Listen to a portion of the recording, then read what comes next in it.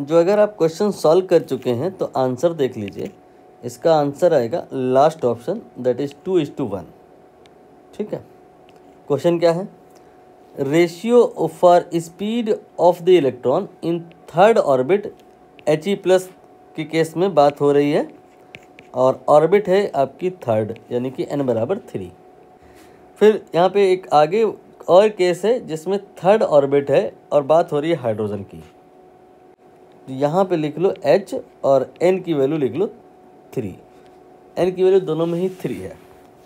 तो यहाँ पर जब इलेक्ट्रॉन होगा तो उसकी कुछ स्पीड होगी, यहाँ पे जब होगा तो कुछ स्पीड होगी। We have to find the ratio.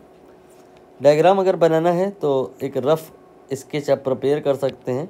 ये हीलियम के लिए बात हो रही है और ये आपकी ऑर्बिट्स हैं। तीसरी ऑर्बिट पे इलेक्ट्रॉन को कंसीडर करना है।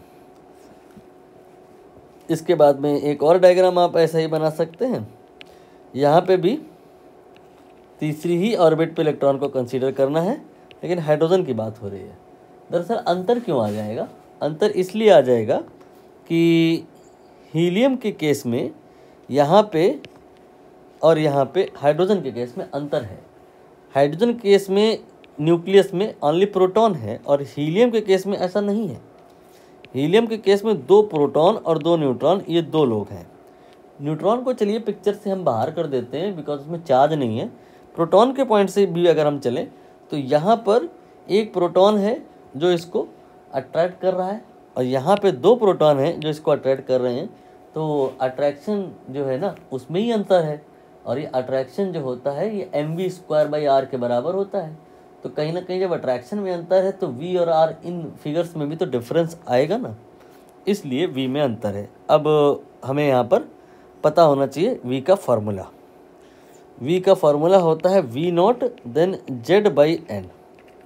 ठीक, यहाँ पे v0 ये कांस्टेंट है, z यू नो अगर हम बात कर रहे हैं He की तो 2 ले लेंगे। z का मतलब नंबर ऑफ प्रोटॉन से ही है, और अगर हम बात कर रहे हैं हाइड्रोजन की तो z की वैल्यू 1 ले लेंगे। और n क्या है? n है जिस भी ऑर्बिट में आपने इलेक्ट्रॉन को घूमता हुआ एज्यूम किया है, दैट वैल्यू। यहाँ पे भी 3 है, यहाँ पे भी 3 है। तो इन दोनों केस के लिए n तो सेम है। v0 ये किसी भी एटम में आप कंसीडर कर लो। हाइड्रोजन लाइक एटम अगर है तो फॉर ऑल एटम ये कांस्टेंट होता है। दरअसल ये आपका C/140 होता है। ये आपका डिलीट हो गया, ये आपका डिलीट हो गया। जो v आया डायरेक्टली प्रोपोर्शनल टू z आ गया।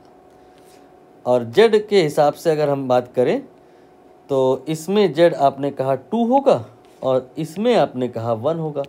तो z में जो रेशियो है वो 2:1 का है। सो स्पीड में भी रेशियो वही होगा 2:1 का।